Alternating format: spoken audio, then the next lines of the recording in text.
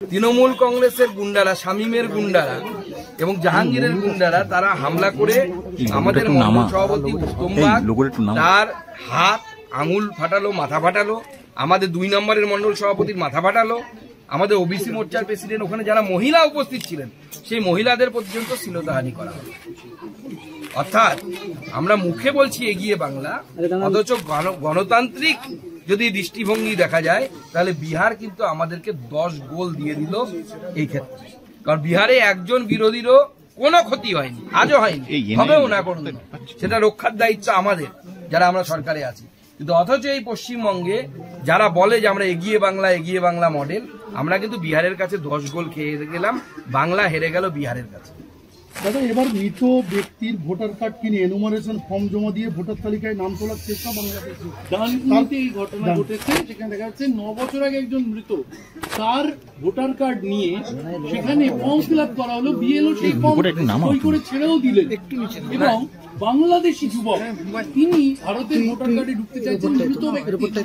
দেখুন, গোটা রাজ্য জুড়ে এরকম অনেক এখন ব্যবসা চলছে এবং এই ব্যবসার মূল যিনি কারিগর তিনি হচ্ছেন মমতা বন্দ্যোপাধ্যায় এবং তৃণমূল কংগ্রেস।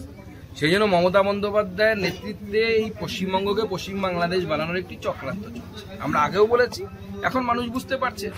কয়েকশো মানুষ বর্ডার পেরিয়ে বাংলাদেশে ফিরে যাচ্ছে, তারা এখানকার নাগরিক নন। যারা ভারতবর্ষের নাগরিক তারা অবশ্যই ভারতবর্ষে থাকবেন, ভারতবর্ষে ভোট দেবেন, এটাই স্বাভাবিক। কিন্তু একের পর এক এই ঘটনা প্রমাণ করছে যে মমতা বন্দ্যোপাধ্যায় চাইছেন যে ভারতবর্ষের এই অঙ্গরাজ্য অর্থাৎ পশ্চিমবঙ্গের ডেমোগ্রাফি পরিবর্তন হোক, তার জাতিবিন্যাস পরিবর্তন হোক এবং এই অংশে উনি এবং ওনার পরিবার জমিদারির মতো বছরের পর বছর বংশ পরম্পরায় যেন রাজত্ব করতে থাকেন। সেটা হবে না।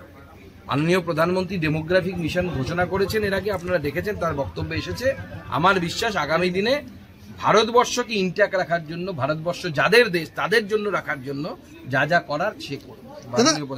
এসএসসি নতুন নিয়োগ মামলায় নভেম্বর 2025 নিয়োগ প্রক্রিয়া সমস্ত ওএমআর প্রকাশের নির্দেশ, নবম, দশম, একাদশ, দ্বাদশ শ্রেণীর যে নিয়োগ প্রক্রিয়া সমস্ত ওএমআর প্রকাশের নির্দেশ দিয়েছে অমৃতা সিনহা। এই সরকার জবে থেকে ক্ষমতায় এসেছে এমন একটিও রিক্রুটমেন্ট হয়নি যে রিক্রুটমেন্টগুলো পয়সা ছাড়া বা দুর্নীতি ছাড়া হয়েছে।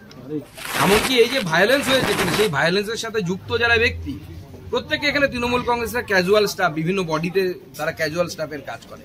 তো চাকরি চলে যাওয়া উচিত ছিল তো তাদের, যে এই ধরনের অপরাধ করার জন্য। কিন্তু দুর্ভাগ্যের বিষয় যে এই সরকার এদেরকে গুন্ডা পোষার কাজ করে, এদেরকে গুন্ডা হিসেবে ব্যবহার করে পোষার কাজ করছে। এবং এই যে এসএসসির কথা বলছেন, আরো কত চাকরি দেখুন, প্রাইমারিতে এরপরে কি হবে, কোথায় কি হবে, আমরা তো ভয়ে আছি।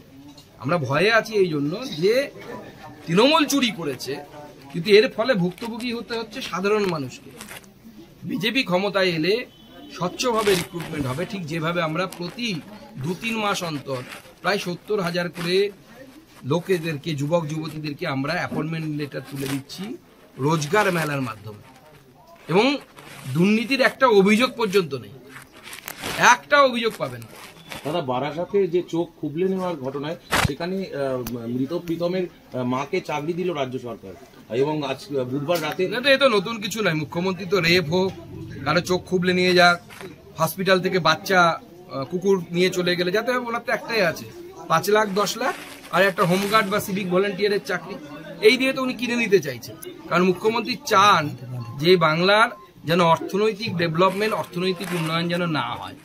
অর্থনৈতিক উন্নয়ন হলে শিল্প হবে, মানুষের হাতে কাজ থাকবে। আপনার সরকারি চাকরির কথা সবাই, সরকারি চাকরির জন্য নিজের ছেলেকে কেউ ভুলে যাবে।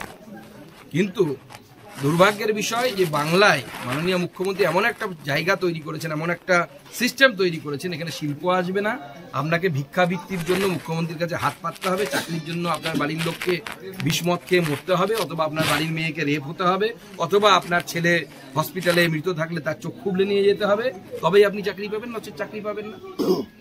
এসএসসি দাগিদের তালিকার লিস্ট বের করতে বলেছে কোর্ট। মন্দির কেন শিলিগুড়ি, জলপাইগুড়ি শিল্পের যে অথরিটি রয়েছে সেখানে তার জমিতে মন্দির সেখানে শিল্পই তো নেই, ভগবান ভরসা, সেই জন্য মন্দির তৈরি হচ্ছে, কোথাও মসজিদ তৈরি হচ্ছে, কোথাও বাবরি মসজিদ তৈরি হচ্ছে।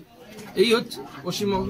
এসএসসি দাগিদের তালিকা বের করতে বলেছে কোর্ট, যেখানে ব্রাত্য বসু বলছে দেশে এমন একটা কোনো রাজ্য নেই যেখানে এত স্বচ্ছভাবে নিয়োগ প্রক্রিয়া হয়েছে, এবং বিচারপতি রাজনৈতিক অভিসন্ধি নিয়ে কাজ করবে এটা বিশ্বাস করি না, আর বিরোধিতা রাজনৈতিক বিরোধিতা করবে সেটাই স্বাভাবিক, ব্রাত্য বসু বলছে।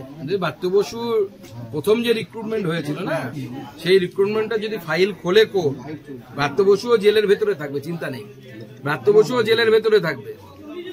এমন কোন রিক্রুটমেন্ট হয়নি যাতে দুর্নীতি হয়নি। আপনারা দেখতে পাচ্ছেন ফাঁকা ওএমআর শিট দেখা যাচ্ছে, লজ্জা লাগে না? এই লোকটা দোকান কাটা নাকি?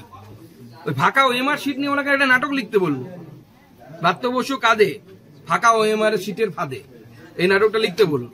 বলছি নামখানাতে এসআইআর যে কাজের চাপে একজন বিএলও স্ট্রোক হয়েছে, ব্রেন স্ট্রোক হয়েছে, তাকে পিজিতে ভর্তি হয়েছে, এই যে চাপ দিচ্ছে বলে, চাপ পাচ্ছে বলে এরকম চাপটা কার? চাপ হচ্ছে তৃণমূল কংগ্রেসের চাপ। মুখ্যমন্ত্রী স্বয়ং বলে দিয়েছেন যে আপনারা মনে রাখবেন নির্বাচন কমিশন চলে যাবে, আপনারা সরকারি কর্মচারী, আমরাই থাকবো।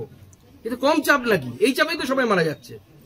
কারণ আপনাকে যদি সৎভাবে কাজ করতে হয়, যে মৃত তার নাম কাটতে হবে, যে শিফটেড তার নাম কাটতে হবে। আর মুখ্যমন্ত্রী আপনাকে ভয় দেখিয়ে রেখেছেন যে আপনার চাকরি চলে যাবে। এই চাকরি চলে যাওয়ার মুখ্যমন্ত্রী দেখানো ভয়ে সবাই মারা যাচ্ছে, এবং মুখ্যমন্ত্রীকে অ্যারেস্ট করা উচিত এর জন্য, উনি যে ধমকি দিয়েছেন তার জন্য। আমরা যদি কাউকে খুনের ধমকি দিই, আমি যদি আপনাকে খুনের ধমকি দিই, তা আপনি আমার বিরুদ্ধে পুলিশে যদি কমপ্লেন করে, পুলিশ আমার বিরুদ্ধে ব্যবস্থা নেবে তো? তো স্বয়ং মুখ্যমন্ত্রী যখন ধমকি দিচ্ছেন যে আপনারা ঠিক কাজ করলে আপনাদের আমি চাকরি দেখে খেয়ে নেব, তো সেই মুখ্যমন্ত্রীর বিরুদ্ধে অ্যারেস্ট হবে না? হওয়া উচিত তো। এই অসুস্থ বা স্ট্রোক যে মুখ্যমন্ত্রীর কারণেই হচ্ছে, একদম মুখ্যমন্ত্রীর কারণে হচ্ছে। কারণ দেখুন, চাকরি চলে যাওয়ার ভয় তো সবার থাকবে। আপনারা দেখুন বের করে কে চাকরি যাওয়ার ভয় দেখিয়েছে? মুখ্যমন্ত্রী দেখিয়েছেন ভয়। মুখ্যমন্ত্রী ডাইরেক্ট বলেছে যে আপনারা মনে রাখবেন আপনারা সরকারি, রাজ্য সরকারের আন্ডারে চাকরি করেন, অর্থাৎ পক্ষান্তরে বলে দেয়া যে আমাদের কথা মতো কাজ না করলে তোমার চাকরি খাওয়া হবে। চাকরি খাওয়ার কথা যে বলেছে, চাকরির ভয় তো সবাই থাকবে। আমি চাকরি করেছি জীবনে, আমিও জানি যে চাকরি যাওয়ার ভয় কি। এটা 40 বছরের বয়স্ক লোকের, 45 বছর বয়স্ক লোক বা 55 বছর বয়স্ক কোনো লোকের যদি হঠাৎ করে চাকরি চলে যায়, বেচারা খাবে কি? এই ভয়ে সবাই এই অবস্থা হচ্ছে।